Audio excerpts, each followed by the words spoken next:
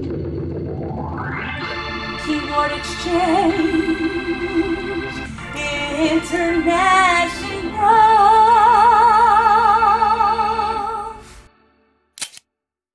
And don't forget, subscribe. That way you'll always know what we have going on. Hey Randolph, we did that little free lesson telling people how to improvise. Right. And folks, I was watching the footage of what Randolph and I recorded together. He was demonstrating the B3, and then he moved over to demonstrate the C3, but I guess somewhere in the middle there we were telling people how they could improvise. Right, yeah. And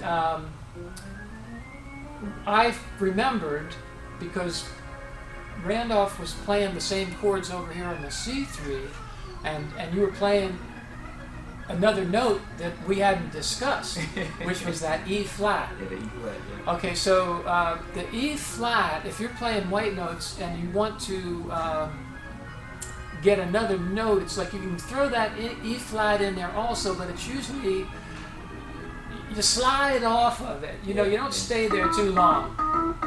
You can slide up and you can slide down. And do that in slow motion.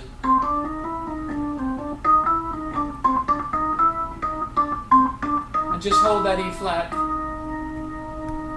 to the 4 note. Come down. Yeah. So you can slide up, you can slide down off that E flat. Some people call that a slur. Yeah. Or a slide. I just know when I was a kid taking piano lessons, the piano teacher told my mother, little Jimmy, he's always sliding off those notes, and here I'm trying to teach him something more like standard classical music. You ought to get him a different teacher that would appreciate sliding, because that's something you do in blues and jazz. But I'm not the right. She wasn't the right teacher for us. Some little Jimmy was going to be sliding off the notes. Anyway, this is kind of like a free bonus for y'all, because go ahead and play some more, do a little slow motion. And the other thing, you're doing those 4 chords we discussed, but there's another thing it's a little easier to do, which is go from A minor to D major. Oh, yeah. Yeah. And then go ahead and do your ad-libbing, all the white notes, plus the E flat black note.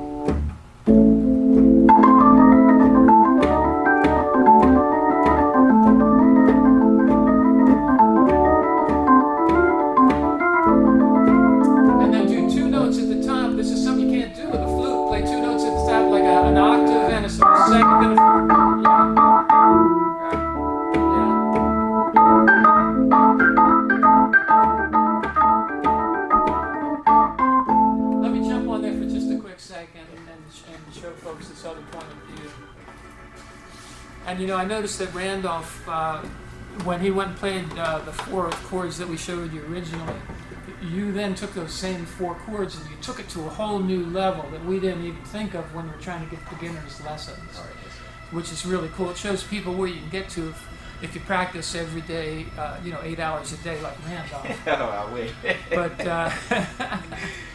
But what I like about an organ or a piano is you don't, like with a flute, you can just play one note at a time, or a saxophone. I've seen guys hold 2 saxophones up and try to play different notes at the same time, but it's like the human voice, you can only sing one note at a time. But on a keyboard, you can do things like...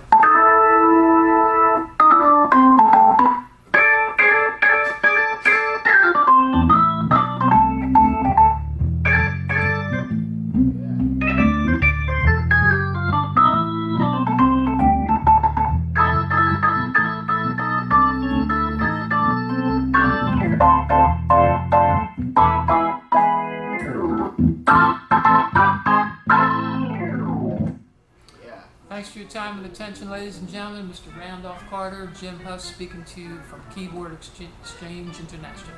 Keyboard Exchange International. Let me say it a third time. Keyboard Exchange International. Hi, I'm Jim Huss speaking with you from the showroom at Keyboard Exchange International.